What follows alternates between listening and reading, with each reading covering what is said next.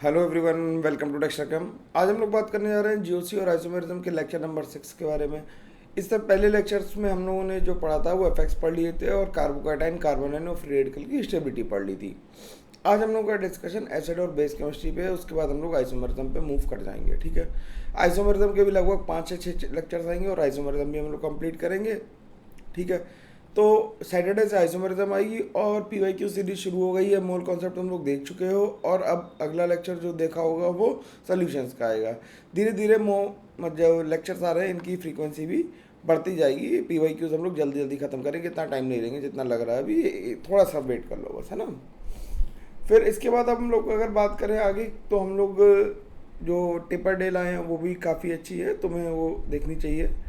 Short है, 1 second मतलब 30 second 40 second में तुम्हें पूरी बात समझाने की कोशिश की जा रही है। उसे समझने की कोशिश करो और उसे भी ज़्यादा से ज़्यादा लोगों तक शेयर करो। हम लोग को नोट्स कहाँ मिलते हैं ये हम लोग जानते हैं कि textcam.in पे मिलते हैं, जहाँ पे हम लोग नोट्स देख लेते हैं। अध्याय बैच पे क्लिक करके चैप्टर नाम हमें पता ही है और वहाँ से हम लोग नोट्स को डाउनलोड कर सकते हैं और शीट को भी डाउनलोड कर सकते हैं। जो पहली बार आए हैं चैनल पे उनके लिए मैं बता रहा हूँ। और लिंक में भी, डिस्क्रिप्शन लिंक में भी हमारे चैप्टर का डायरेक्टली नोट पड़े हुए हैं, उन्हें भी देख सकते हो।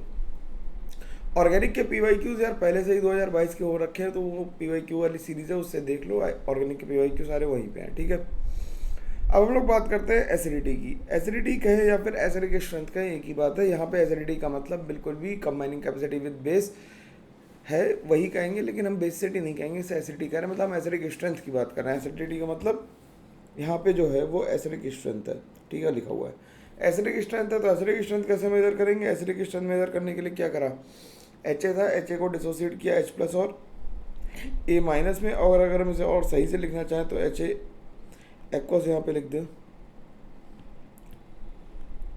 एच ए एक्वस को डिसोसिएट किया इस तरह से। तो इसके लिए के लिखा हम लोगों ने H plus into A minus upon H A. अब के लिखना हमें केमिकल इक्विलिब्रियम से आता है, हर किसी को आना चाहिए। जिसे नहीं आ रहा है उसे फिलहाल के लिए ये बात ध्यान रखनी है कि के को हम H plus into A minus upon H A लिख सकते हैं। अगर किसी एसिड को हमें स्ट्रॉन्ग बनाना है, किसी एसिड को स्ट्रॉन्ग होना है, तो ऊपर वाले फॉर्मूले से क्या होगा कि जितने ज़्यादा एच प्लस आएंगे उतना ज़्यादा स्ट्रॉन्ग एसिड होगा। तो रिएक्शन किधर साइड ड्राइव होनी चाहिए? फॉरवर्ड ड्राइव होगी। अगर रिएक्शन फॉरवर्ड ड्राइव होगी तो क्या होगा? एच प्लस आयन का कॉन्सेंट्रेशन ज़्यादा होगा, ए माइनस का कॉन्सेंट्रेशन ज़्यादा होगा, एच ए का कॉन्सेंट्रेशन कम होगा और के की वैल्यू ज़्यादा होगी। तो के शुड भी है, के की वैल्यू ज़्यादा होनी चाहिए, कांस्टेंट ज़्यादा होगा तभी रिएक्शन फॉरवर्ड आएगी। और पी के शुड बी लो, पी के शुड बी लो। पी के इज इक्वल टू वॉट? अगर जो 11th में पहली बार देख रहा है वो माइनस ऑफ लॉग के बराबर है। पी के शुड बी लो। ठीक, अगर के ज़्यादा है तो माइनस ऑफ लॉग के कैसा होगा? छोटा नंबर होगा। पी के should be low. H plus आइन कॉन्सेंट्रेशन ज़्यादा होना चाहिए, ए माइनस आइन कॉन्सेंट्रेशन ज़्यादा होना चाहिए और एच ए कॉन्सेंट्रेशन लो होना चाहिए।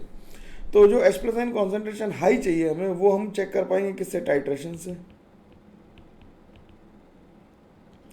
और जो कॉन्सेंट्रेशन एच ए का लो चाहिए वो भी हम टाइट्रेशन से कर पाएंगे, थ्योरेटिकली चेक नहीं कर पाएंगे।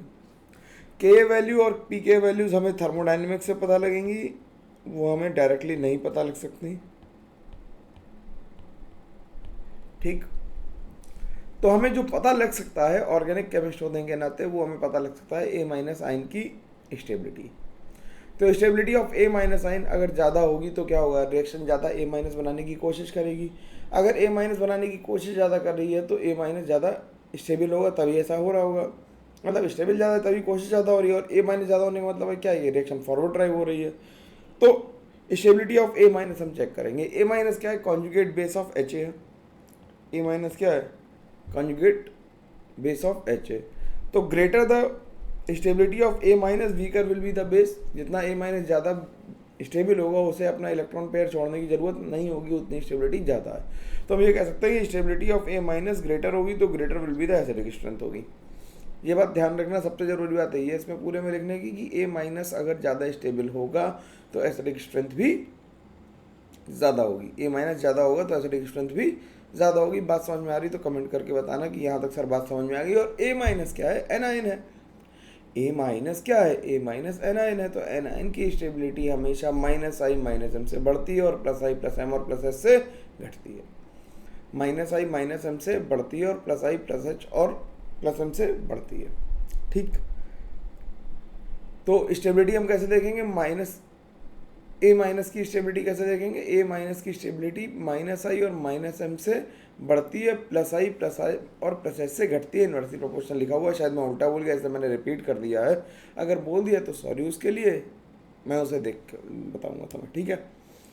तो stability of A minus is I minus minus M से बढ़ेगी और प्लस आई प्लस एच और प्लस एम से घटेगी। और ऑर्डर ऑफ इफेक्टिवनेस हमें पता है क्या ज़्यादा होता है, एम एच आई हम याद रखेंगे, एम एच और आई सबसे ज़्यादा इफेक्टिव कौन है, एम है, फिर एच और फिर आई है। तो हमें क्वेश्चन आ गया जैसे compare the acidic strength of the following. तो compare the acidic strength of the following I, तो हम क्या करेंगे, सबसे पहले इनको क्या बनाएंगे, कॉन्जुगेट बेस बना लेंगे। कॉन्जुगेट बेस बना लिया। अब स्टेबिलिटी हम अगर ऑर्डर लिखें तो स्टेबिलिटी ऑर्डर हम जानते हैं, स्टेबिलिटी ऑर्डर किसका ज़्यादा होगा, आई माइनस ज़्यादा स्टेबल होगा बिकॉज ऑफ चार्ज डेंसिटी। तो हम ये बात लिख देंगे क्या कि आई माइनस ज़्यादा स्टेबल है, इसलिए कॉन्जुगेट बेस ज़्यादा स्टेबल है, यानी कि एसिड भी कैसा होगा, स्ट्रॉन्ग होगा।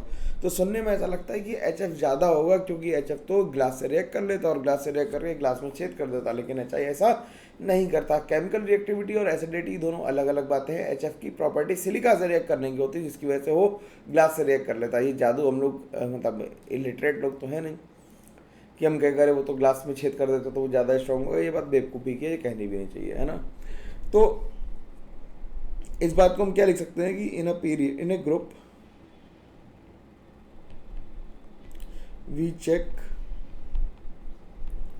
for electron density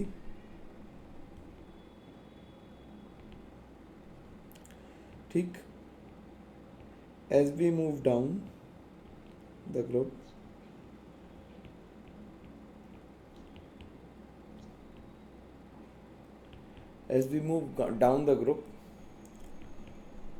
the stability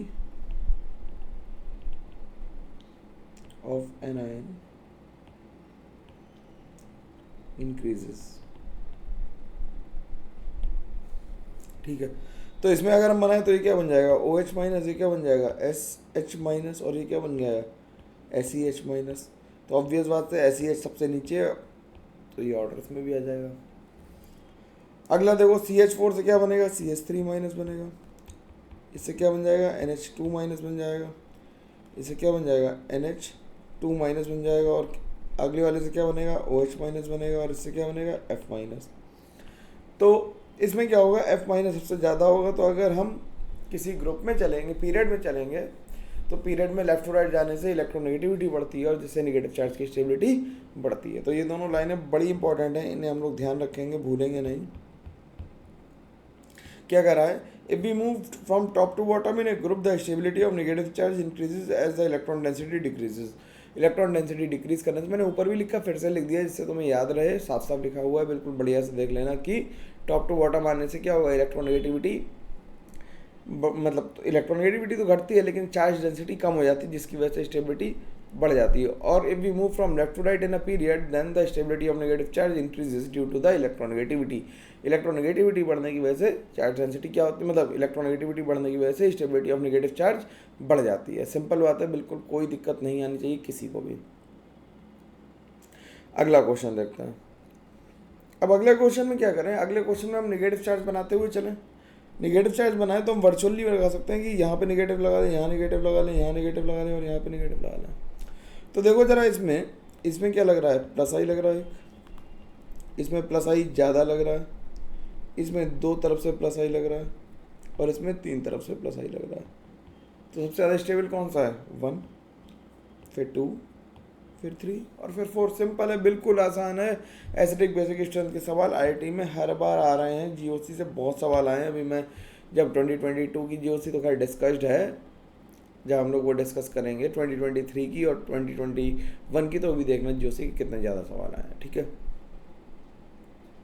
2022 की जीओसी सारी डिस्कस्ड है, ग्रुप मतलब उस पर प्लेलिस्ट में पड़ी हुई है, उसे मैं यहाँ पे पिन भी कर दूँगा, तो उसे तो जाके वहाँ से सवाल को डाउनलोड करके वहाँ से लगा सकते हो, ठीक है।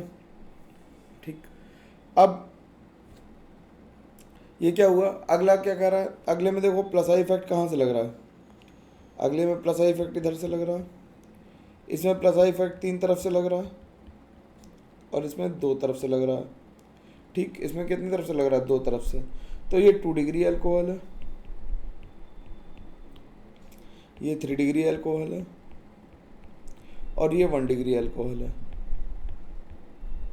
तो 1 डिग्री, 3 डिग्री, 2 डिग्री में सबसे ज़्यादा एसिडिक कौन होगा, 1 डिग्री सबसे ज़्यादा होगा, फिर 2 डिग्री होगा, और फिर 3 डिग्री होगा, सॉरी फिर 3 डिग्री होगा। तो 132 आंसर आ जाएगा, क्योंकि 2 डिग्री अल्कोहल 3rd नंबर पे, तो 132 आंसर आ जाएगा। इथेनॉल में प्लस आई इफेक्ट लग रहा है। मेथनॉल और वाटर में अगर तुम देखोगे तो इथेनॉल और वाटर और मेथनॉल में मेथनॉल ज़्यादा एसिडिक होता है वाटर से, ये ध्यान रखना कि यहाँ मैं लिख देता हूँ methanol is more acidic then water, ये याद ही रख लेना, ज़्यादा अच्छा है। Methanol is more acidic then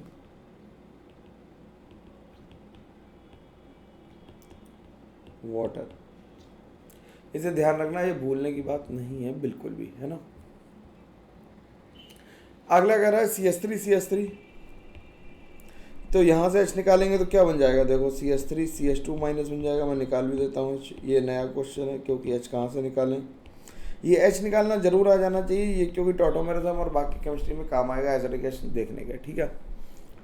तो ये नेगेटिव चार्ज आया, ये नेगेटिव चार्ज कौन से कार्बन पे, sp3, ये किस पे sp2, और ये किस पे sp पे। तो हम जानते हैं कि स्टेबिलिटी किस पे आ जाएगी, हम जानते हैं किसकी स्टेबिलिटी ज़्यादा आएगी, sp वाले की ज़्यादा आएगी, फिर sp2 की, और फिर sp3 की, क्योंकि as S character increases stability of negative charge also increases. तो alkynes are more acidic than alkene and with respect to, या फिर और एल्केन से कम, ठीक है।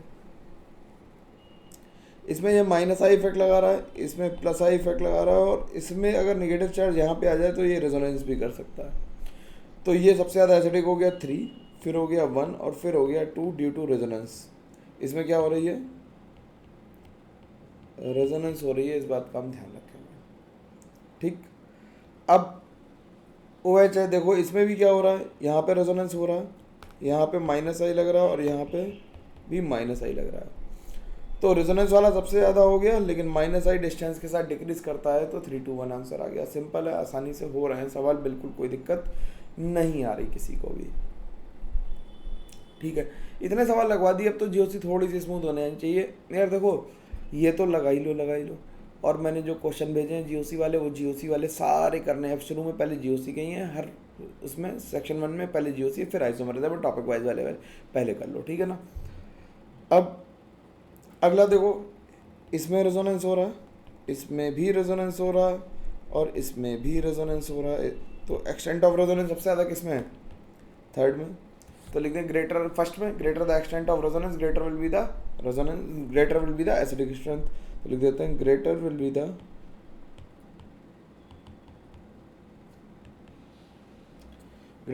The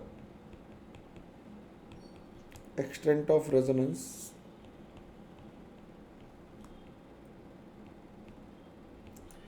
greater will be the acidic strength।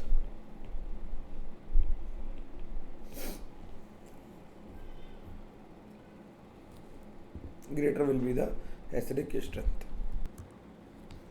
अब वाटर और फिनॉल में कह रहा है, वाटर और फिनॉल में तो ऑब्वियसली फिनॉल ज़्यादा होगा, क्योंकि फिनॉल में रेजोनेंस हो रहा है और वाटर में कोई रेजोनेंस नहीं हो रहा। अब फिनॉल्स की एसिडिक स्ट्रेंथ देखो, हम लोग स्टेप बाय स्टेप आए, पहले हमने एल्कोहल्स की एसिडिक स्ट्रेंथ कंपेयर की, अब फिनॉल्स की करा, और आगे चल के हम लोग कार्बोक्सिलिक एसिड की एसिडिक स्ट्रेंथ कंपेयर करेंगे। ये बात ध्यान रखने की है, बहुत सिस्टमेटिकली चल रहा हूँ, बात समझ में आनी चाहिए मेरी बिल्कुल आसानी से।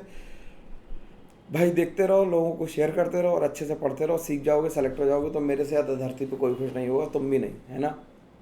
और जब सेलेक्ट हो जाओगे तो बढ़िया सा टेस्टिमोनियल, और जो दिल्ली आ सकता है उसे पार्टी मेरी तरफ से, ठीक है। तो इसमें देखो, इसमें क्या है, इसमें प्लस आई है, इसमें माइनस एम और माइनस आई है, इसमें प्लस एच भी है, और इसमें माइनस आई और प्लस एम है, और फर्स्ट वाले में तो कुछ नहीं है। जुकाम सा लग रहा है यार, पता नहीं कैसे, ठीक है कोई दिक्कत नहीं। तो सबसे ज़्यादा एसिडिक कौन हो गया, जिसमें माइनस आई और माइनस एम होगा, तो 3 सबसे ज़्यादा हो गया। फिर उसके बाद जिसमें कोई इफेक्ट नहीं लग रहा वो, फिर उसके बाद जिसमें प्लस आई लग रहा है वो, और लास्ट में प्लस एम वाला आएगा। प्लस एम इफेक्ट सबसे डोमिनेंट है, एम एच आई ऑर्डर याद रखना। तो एम की वजह से फोर्थ का नंबर कैसा हो गया, लास्ट हो गया। अब इसमें क्या लग रहा है, माइनस आई, यहाँ पे भी माइनस आई और यहाँ पे भी माइनस आई। ध्यान रखने की बात यह है कि हेलोजेंस के केस में केवल माइनस आई इफेक्ट ही देखते हैं, तो 1 2 3 आंसर आ जाता है। ठीक, तो क्लोरीन के केस में भी क्या देखेंगे, माइनस आई और माइनस आई, तो 1 2 3 आंसर आ जाएगा। अब NO2 को जरा ध्यान से देखो, NO2 क्या लगा रहा, माइनस आई और माइनस एम लगा रहा, यहाँ पे माइनस आई लगा रहा, यहाँ पे माइनस आई और माइनस एम लगा रहा। अगर NO2 को ध्यान से देखो तो मैं NO2 को दोबारा लिख देता हूँ।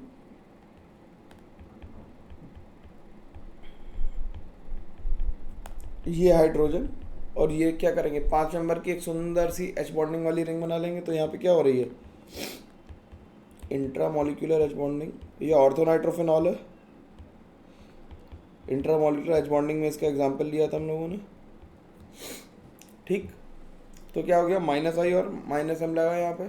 तो सबसे ज़्यादा जो एसिडिक आ जाएगा वो 3 आ जाएगा, फिर 1 आएगा और फिर 2 आएगा। 1 को वैसे ज़्यादा होना चाहिए था 3 से, लेकिन because of intramolecular H bonding इसकी एसिडिकेशन डिक्रीज कर जाती है। तो ये बात समझ में आनी चाहिए। ठीक है, किसकी वजह से, इंट्रामोलिकुलर H बॉन्डिंग की वजह से एसिडिक स्ट्रेंथ डिक्रीज कर जाती है, किसकी, ऑर्थोनाइट्रोफिनॉल्स में। ठीक है, अब अगले वाला देखो, इसमें एक तरफ से माइनस आई माइनस एम लग रहा, इसमें दो तरफ से माइनस आई और माइनस एम लग रहा। तो माइनस आई माइनस एम जितना ज़्यादा लगेगा उतनी एसिडिक स्ट्रेंथ ज़्यादा हो जाएगी।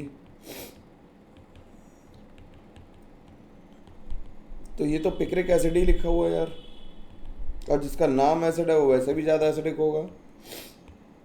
ऑर्डर ऐसा आ जाएगा। सिंपल है, सिंपल है ना भाई, बिल्कुल आसानी से समझ में आनी चाहिए। देखो हाइड्रोजन बॉन्डिंग का एक्सटेंट सबसे ज़्यादा किसमें होगी, फर्स्ट में होगी, थर्ड में नहीं होगी, क्योंकि एक ही तरफ से हाइड्रोजन बॉन्डिंग हो रही होगी, दूसरी तरफ से नहीं होगी। ठीक है, तो पिक्रिक एसिड ज़्यादा एसिडिक होगा किससे, ऑर्थोनाइट्रोफिनॉल और ऑर्थो पैरा दोनों से। ठीक है, अब अगले में देखो क्या है कि इसमें प्लस आई लग रहा है, इसमें भी प्लस आई लग रहा है, इसमें भी प्लस आई लग रहा है और इसमें भी प्लस आई लग रहा है। जो हम भूल जाते हैं वो प्लस एच है, तो इसमें 3 अल्फा एच है, तो इसमें प्लस एच भी लग रहा है। इसमें 2 अल्फा एच है, इसमें प्लस एच भी लग रहा है। इसमें 1 अल्फा एच है, इसमें प्लस एच भी लग रहा है। और इसमें 0 अल्फा एच है, इसमें कोई एच नहीं लग रहा। तो अल्फा एच होने की वजह से MHI ऑर्डर है और एच का इफेक्ट ज़्यादा होगा किससे, आई से। तो सबसे ज़्यादा एसिडिक कौन हो जाएगा, टर्सरी ब्यूटाइल वाला ज़्यादा एसिडिक होगा विद रिस्पेक्ट टू मिथाइल। ठीक है, बिल्कुल सिंपल है, कोई दिक्कत इसमें नहीं आनी चाहिए किसी को भी, किसी भी तरह की। ठीक, आगे बात करते हैं, 18 नंबर पे चलते हैं। 18 नंबर क्या कह रहा है कि यहाँ पे क्या लग रहा है, NO2 का क्या लगा, माइनस आई और माइनस एम काम किया, CHO का माइनस आई और माइनस एम काम किया, SO3H का माइनस आई और माइनस एम काम किया, और इसका भी माइनस आई और माइनस एम काम किया। अब 1 और 2 में 1 ज़्यादा एसिडिक है, क्यों, क्योंकि NO2 का माइनस आई और माइनस एम दोनों ही ज़्यादा हैं किससे, CHO से। जब SO3H की बात आएगी और COH की बात आएगी तो ये वाले H ही ज़्यादा एसिडिक हैं। अब SO3H और COH पे कौन ज़्यादा एसिडिक है, ये कैसे कंपेयर करें, तो SO3H अगर लिखेंगे तो उसका निगेटिव चार्ज देखो ज़्यादा जगह रेजोनेंस कर पाएगा, ये एक ही जगह रेजोनेंस कर पाएगा और इसके पास 2 रास्ते हैं रेजोनेंस की, तो इसकी स्टेबिलिटी ज़्यादा है। तो SO3H ज़्यादा एसिडिक होगा, यानी कि अगर ऑर्डर लिखें इस क्वेश्चन का तो 3 लिखेंगे, फिर 4 लिखेंगे, फिर लिखेंगे 1 और फिर लिखेंगे 2। ठीक है, जो H निकलेगा इनमें मैंने सर्किल किया है कि this H will be removed, लिख दे this H will be removed.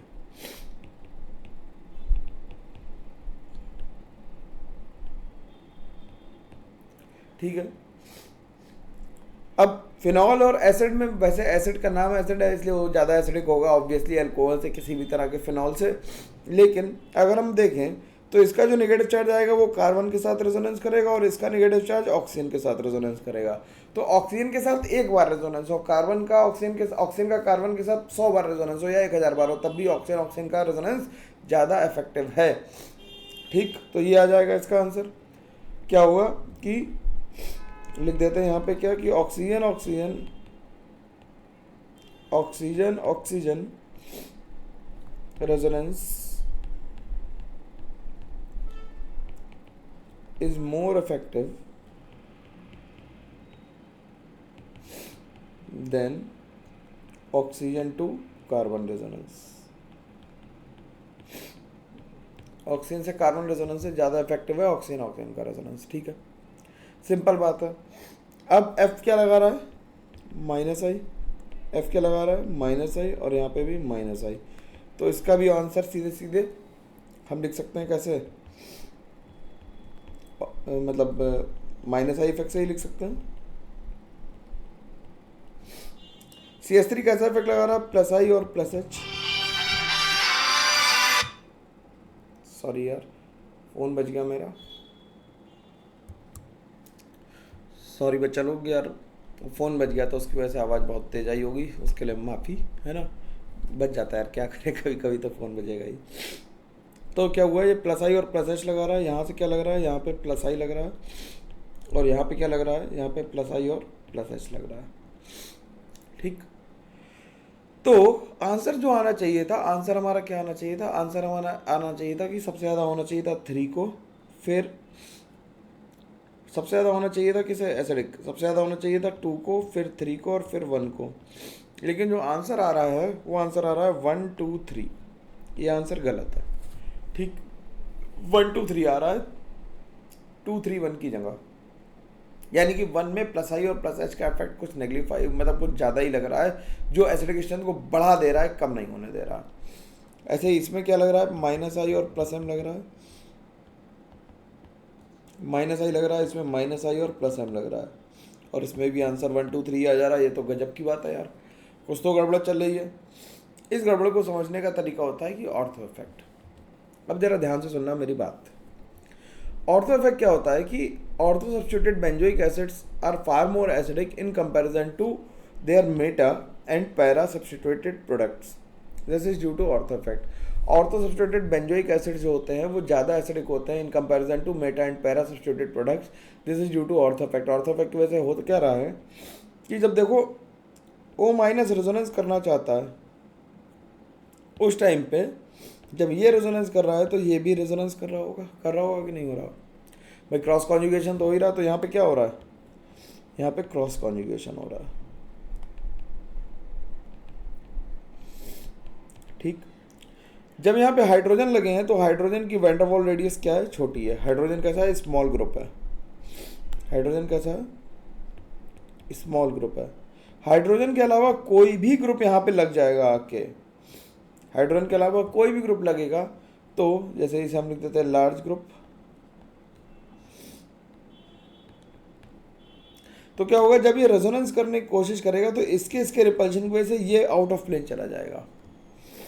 तो लिख देते हैं due to steric repulsions the COO minus group rotates and goes out of plane of benzene ring। Benzene ring के क्या हुआ, आउट ऑफ प्लेन चला गया, thereby decreasing, thereby vanishing the cross conjugation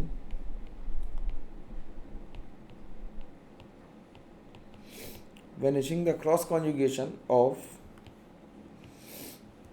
with benzene ring।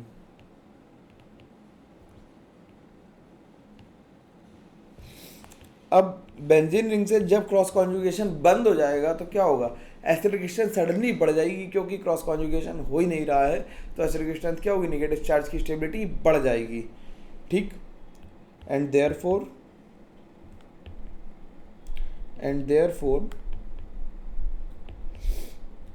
The stability of negative charge increases.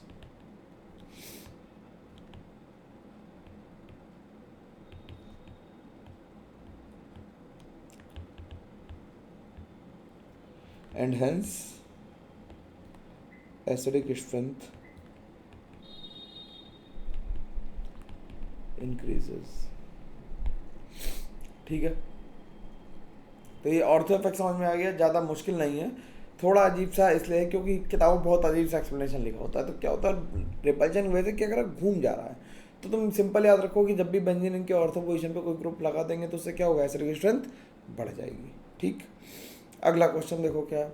अगला question क्या है कि cyclopropyl पे नेगेटिव लगाया, साइक्लोब्यूटाइल पे नेगेटिव लगाया, साइक्लोपेंटाइल पे नेगेटिव लगाया और साइक्लोहेक्साइल पे नेगेटिव लगाया। तो सबसे ज़्यादा एसिडिक स्ट्रेंथ किसकी होगी? तो देखो इधर से क्या लग रहा, इधर से दो तरफ से प्लस आई लग रहा है, कार्बन चेन छोटी है, इसमें कार्बन चेन बड़ी होती जा रही प्लस आई से, इसमें और बड़ी हो रही और इसमें और बड़ी हो रही। तो प्लस आई इफेक्ट सबसे ज़्यादा किस में होगा, मैक्सिमम इसमें होगा। तो एसिडिक स्ट्रेंथ सबसे ज़्यादा किसकी होगी, ये होगी। ये प्लस आई से देखा, जो कि घटिया तरीका है देखने का। इसमें जो एसिडिक स्ट्रेंथ इसकी ज़्यादा है due to relieve in angle strain है। क्या है, रिलीव इन एंगल स्ट्रेन की वजह से क्या हो रही है, हमारा क्या हो रहा है कि जो एसिडिक स्ट्रेंथ है वो बढ़ रही है। पहले देखो sp3 था तो बॉन्ड एंगल 90 था, मतलब बॉन्ड एंगल हमें 109 डिग्री चाहिए था और 90 था किसमें, साइक्लोब्यूटेन में, और साइक्लोप्रोपेन में क्या था 60। तो 60 से जब एक इलेक्ट्रॉन छोड़ा तो जो निगेटिव चार्ज आया वो sp3 ही रहा और उसने 60 रहने में मदद की। मतलब उसने रिपल्शन लगाया और रिपल्शन से क्या किया, बॉन्ड को नीचे झुका दिया। झुकाने में मतलब क्या, एंगल स्ट्रेन में रिलीव किया, वो उसे खुलने में नहीं बंद रहने में मदद दे रहा। अगर हम डबल निगेटिव लगा पाते, दो एच हटा पाते तो और ज़्यादा रिलीव होता और ज़्यादा स्टेबलाइज हो जाता, लेकिन ऐसा होता नहीं, वो बहुत मुश्किल हो जाता है एच निकालना। नेगेटिव स्पीशीज से फिर से एच निकालना काफ़ी मुश्किल हो जाता, तो ये नहीं हो पाता है। लेकिन यहाँ तक बात इसलिए हो पा रही है, क्यों हो पा रही है, क्योंकि एक एस निकालना था, न्यूट्रल स्पीशी थी, और जो एंगल मेंटेन करना था उसे मेंटेन करने में निगेटिव चार्ज क्या कर रहा है, मदद कर रहा है, और मदद करने की वजह से उसकी एसिडिक स्ट्रेंथ बढ़ जा रही है। अब जब इसमें निगेटिव बनाओगे तो देखो इसमें निगेटिव है ही नहीं लगा, यहाँ पे निगेटिव लगा देता हूँ। तो ये कैसा है, ये एंटी एरोमेटिक। ये कैसा है, ये एरोमेटिक। और ये कैसा है, ये तो sp3 हाइब्रिड ऑर्बिटल में, याद आया 7 नंबर की रिंग। तो ये कैसा है, नॉन एरोमेटिक। तो सबसे ज़्यादा स्टेबल कौन सा होगा, सबसे ज़्यादा कौन सा स्टेबल होगा, एरोमेटिक वाला सबसे ज़्यादा होगा, फिर नॉन एरोमेटिक होगा और फिर एंटी एरोमेटिक होगा। तो एसिडिक स्ट्रेंथ किसकी याद आ जाएगी, एसिडिक स्ट्रेंथ आ जाएगी 2 की सबसे ज़्यादा आ जाएगी, फिर 3 की आएगी और फिर 1 की आएगी। तो बात आसानी से समझ में आनी चाहिए, बिल्कुल कोई दिक्कत की बात तो है ही नहीं। अगला क्वेश्चन जेई ने पूछ रखा है, तो इसमें देखो इस पर क्या लग रहा है, माइनस आई और प्लस एम लग रहा है, इस पर माइनस आई प्लस एम और माइनस आई लग रहा है, और इस पर माइनस आई और माइनस आई लग रहा है इधर से, और प्लस एम और प्लस एम लग रहा है इधर से। तो इसमें ऑर्थो इफेक्ट किस में ज़्यादा लग रहा है, ऑर्थो इफेक्ट लग रहा है किस में ज़्यादा, थर्ड में सबसे ज़्यादा ऑर्थो इफेक्ट लग रहा है। तो 3 फिर 1 और फिर 2 सबसे कम एसिडिक होगा क्योंकि उसमें ऑर्थो इफेक्ट काम नहीं कर रहा है। रीज़न क्या है, ऑर्थो इफेक्ट है। ठीक, अगला क्वेश्चन। अगला क्वेश्चन देखो तो यहाँ पे क्या लगेगा, यहाँ पे क्या लग रहा है, माइनस आई, यहाँ पे भी क्या लग रहा है माइनस आई, और यहाँ पे भी क्या लग रहा है माइनस आई, और यहाँ पे माइनस एम भी लग रहा है। यहाँ पे माइनस आई माइनस एम लग रहा है, यहाँ पे माइनस आई माइनस एम लग रहा है, और यहाँ पे भी माइनस आई और माइनस एम लग रहा है। यहाँ पे माइनस आई लग रहा है, यहाँ पे माइनस आई लग रहा है, यहाँ पे माइनस आई माइनस एम लग रहा है। तो जब तुम आंसर इन इफेक्ट्स को देखते हुए लिखोगे तो आंसर क्या लिखोगे, आंसर लिखोगे सबसे ज़्यादा एसिडिक कौन हो गया, सबसे ज़्यादा एसिडिक हो गया 2, फिर हो गया 1 और फिर हो गया 3। यही लिखोगे ना भाई, बोलो मैं सही कह रहा हूँ, यही लिखोगे आंसर। लेकिन ये आंसर अगर मैं कह दूँ कि ये आंसर गलत है तो इसके लिए हमें नया सोचना पड़ेगा। तो 27 को नया सोचते हैं ना कुछ। देखो सेकंड वाला ज़्यादा एसिडिक होगा ये तो बात तय है, लेकिन NO2 जैसे बड़े ग्रुप जब बहुत पास पास लगे होंगे तो ऑब्वियसली उनके बीच में क्या होगा, रिपल्शन होगा। ऑब्वियसली उनके बीच में क्या होगा, रिपल्शन होगा। ठीक, इस रिपल्शन को मिनिमाइज करने के लिए ये वाला NO2 आउट ऑफ प्लेन चला जाएगा। ये क्या होगा, goes this NO2 goes out of plane. कहाँ चला जा रहा है, गोज आउट ऑफ प्लेन। अगर ये NO2 आउट ऑफ प्लेन चला गया तो इसका only minus I effect will work.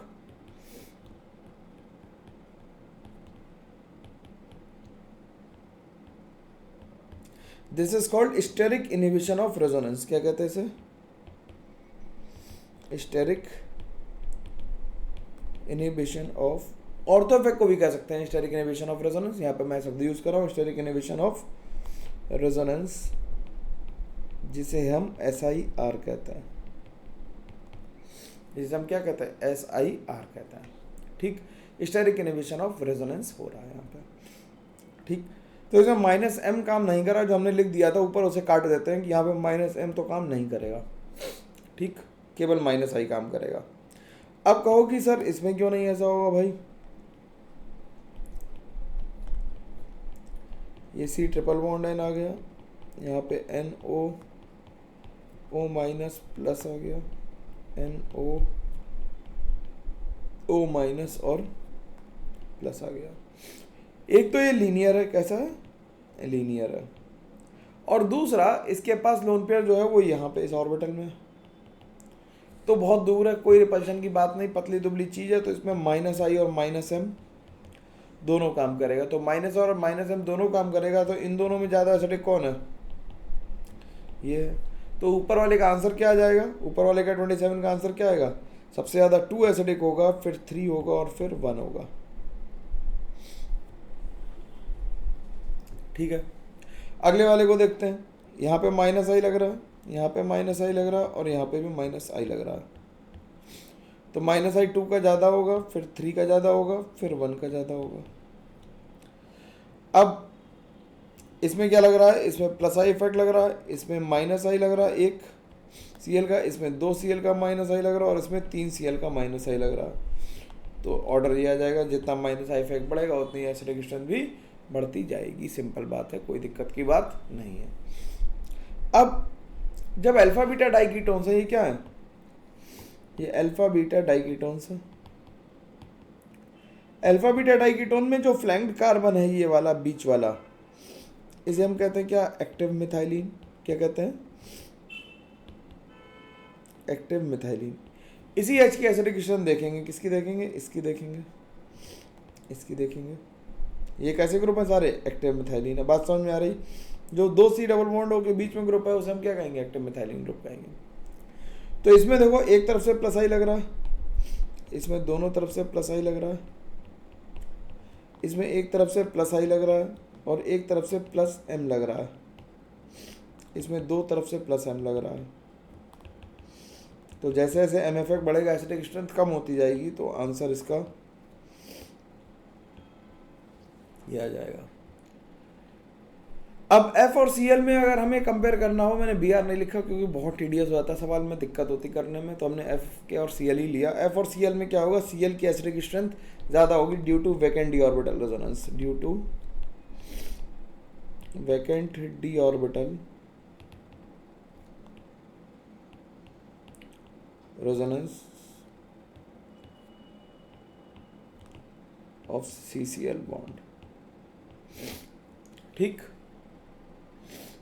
अब आगे बात करते हैं बेसिक स्ट्रेंथ की। अब बेस को पानी में डालेंगे तो क्या होगा? BH एक्वस बन जाएगा और OH माइनस बन जाएगा। सिंपल बात है, पानी में डाला तो उसने बेस ने H+ ले लिया और OH माइनस प्रोड्यूस किया। तो इसके लिए जैसे हमने Ka लिखा था, इसके लिए हम क्या लिखेंगे? Kb लिखेंगे। जब Kb लिख रहे हैं इसके लिए क्या लिखेंगे? Kb लिखेंगे। तो Kb के लिए क्या होगा? BH+ OH माइनस और B, ये 3 लिखेंगे। तो स्ट्रॉन्ग बेस होने के लिए क्या होना चाहिए? Kb का कॉन्सेंट्रेशन, Kb का वैल्यू ज़्यादा होना चाहिए। Kb ज़्यादा तो Kb और -log Kb लिखेंगे तो क्या लिखेंगे? -log Kb इस Pkb, तो Pkb छोटा होगा। अब Pka प्लस Pkb किसके बराबर होता है? 14 के बराबर होता है। तो Pkb छोटा तो Pka बड़ा और K छोटा। ठीक है, या तो हम BH+ आयन कॉन्सेंट्रेशन चेक करेंगे, या फिर OH- आयन कॉन्सेंट्रेशन चेक करेंगे, या B का कॉन्सेंट्रेशन चेक करेंगे। ठीक है, तो इसमें हम 2 तरह से चेक कर सकते हैं। कैसे चेक कर सकते हैं? बेसिक स्ट्रेंथ ज़्यादा कठिन होती है एसिडिक स्ट्रेंथ से, ये लोगों को पता होना चाहिए, है ना। To check the basic strength we will check, क्या हम चेक करेंगे? Availability of the lone pair of electron on B पे लोन पेयर की अवेलेबिलिटी चेक करेंगे। ठीक है, B पे लोन पेयर की अवेलेबिलिटी चेक करेंगे। अवेलेबिलिटी ऑफ लोन पेयर किससे बढ़ेगी? प्लस एम इफेक्ट से, प्लस एच इफेक्ट से, प्लस एम इफेक्ट से, और माइनस आई और माइनस एम से कम होगी। ठीक, तो अवेलेबिलिटी ऑफ लोन पेयर जितनी ज़्यादा होगी उतनी ज़्यादा बेसिक स्ट्रेंथ होगी। तो यहाँ पे लिख देते हैं greater the availability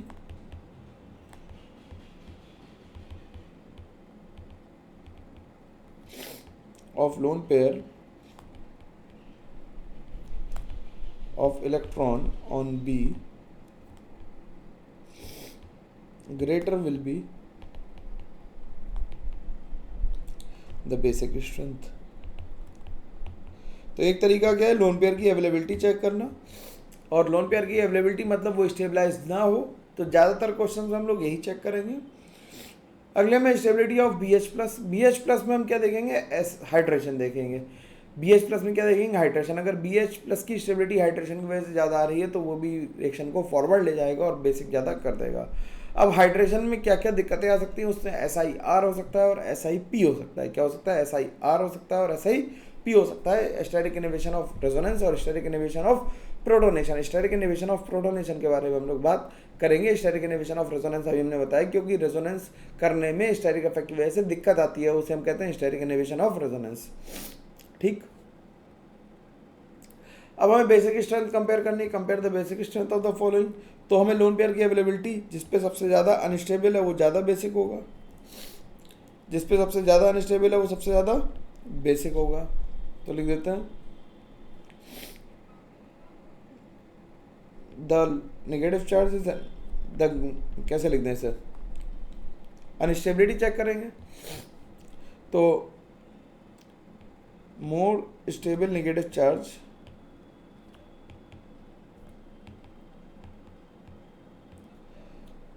weaker will be the base, weaker will be the base।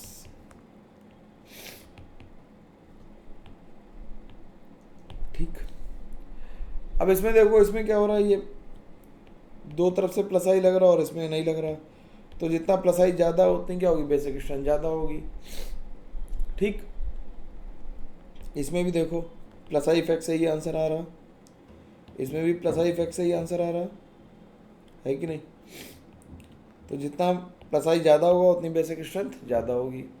अब यहाँ पे देखो नाइट्रोजन कैसा है, sp3 है, यहाँ पे कैसा है sp2 है, और यहाँ पे कैसा है sp है।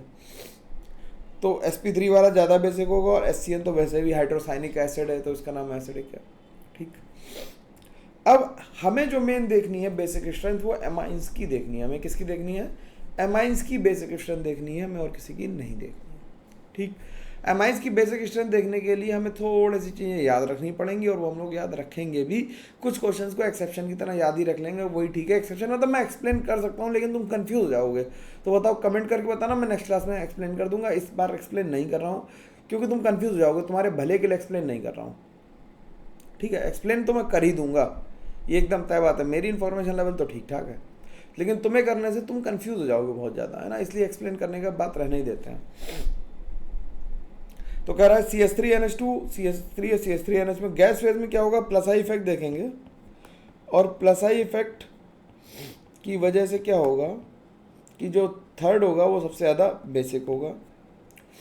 जब एक्वस फेज में आएंगे तो हम दो चीज़ें चेक करेंगे, लिख देते हैं in aqueous phase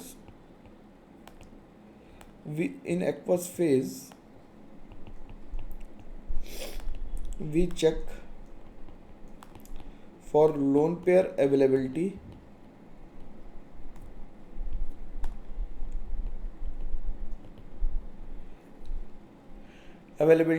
and the extent of hydration,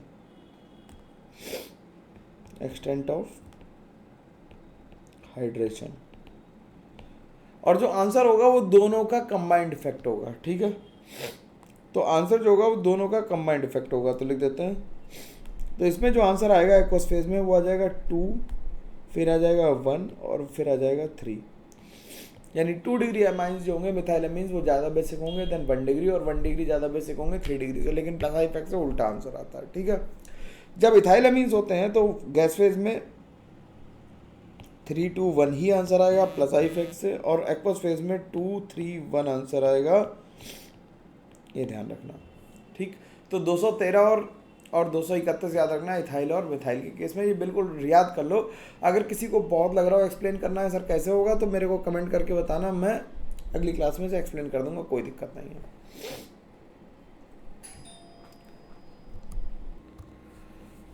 तो यार अब क्या करें, अगले वाले में देखो इसमें क्या लग रहा है, प्लस आई इफेक्ट, इसमें प्लस आई इफेक्ट और ज़्यादा लगा, और इसमें प्लस आई इफेक्ट और ज़्यादा लगा, तो 3 2 1। इसमें देखो एक जगह रेजोनेंस हो रहा है, इसमें 2 जगह रेजोनेंस हो रहा है साइमल्टेनियस, इसमें 3 जगह रेजोनेंस हो रहा है।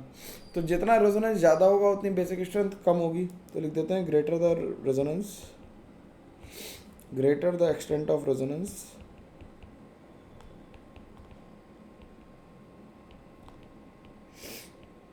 lesser will be the basicity, lesser the basic strength। ठीक, अब अगला क्वेश्चन देखते हैं। इसमें देखो एक तरफ से प्लस आई लग रहा, इसमें कितनी तरफ से लग रहा है, इसमें लग रहा है 2 तरफ से प्लस आई, और इसमें लग रहा है 3 तरफ से प्लस आई। तो सबसे ज़्यादा ये हो गया, फिर ये हो गया, फिर ये हो गया। अब इसमें क्या हो रहा है, 2 तरफ से प्लस आई लग रहा है, तो ये ज़्यादा एसिडिक, बेसिक, सिंपल है। इसमें देखो रेजोनेंस सबसे ज़्यादा भयंकर तरीके से हो रहा है, इसमें कम हो रहा है, इसमें एक बार हो रहा है, और इसमें बिल्कुल नहीं हो रहा है, तो 1 2 3 4 लिख सकते हैं। ठीक, अब इन दोनों क्वेश्चन के लिए क्या करेंगे, इन दोनों क्वेश्चन में देखो यहाँ पे क्या लग रहा है, प्लस आई और प्लस एच लग रहा है, इसमें केवल प्लस आई लग रहा है, और इसमें प्लस आई और प्लस एच लग रहा है। ठीक, तो बेसिक स्ट्रेंथ सबसे ज़्यादा होनी चाहिए थी किसकी, 1 की, लेकिन इसमें बेसिक स्ट्रेंथ 3 की सबसे ज़्यादा होगी, फिर 2 की होगी, और फिर 1 की होगी। ठीक है, 3 2 1 आएगा आंसर, 3 2 1 आएगा। इसमें हो रहा है SIP, इसमें क्या हो रहा है, इसमें SIP हो रहा है। ठीक है, तो इसमें रीजन SIP रहा, SIP का मतलब है स्टेरिक इनहिबिशन ऑफ प्रोटोनेशन। कैसे होगा अभी देखते हैं आगे हम लोग। अगले क्वेश्चन में देखो तो यहाँ पे प्लस M लग रहा है और माइनस आई लग रहा है, यहाँ पे माइनस आई लग रहा है, और यहाँ पे माइनस आई और प्लस M लग रहा है। तो इसमें भी सबसे ज़्यादा बेसिक जो हो जाएगा वो 3 हो जाएगा, फिर 1 हो जाएगा, और फिर 2 हो जाएगा। ठीक, इसमें देखो 1 और 2 आगे पीछे होगा क्योंकि माइनस आई इफेक्ट था। रीज़न इसका भी क्या होगा पीछे आने का, SIP है। कैसे है देख लेते हैं। देखो इसमें मैंने एक क्वेश्चन ये लिखा है, इसमें अगर हम इसे एनिलीन के साथ भी कंपेयर कर लें तो तब भी तुम्हारा आंसर सही आना चाहिए, ये लिख के दिखाया आप।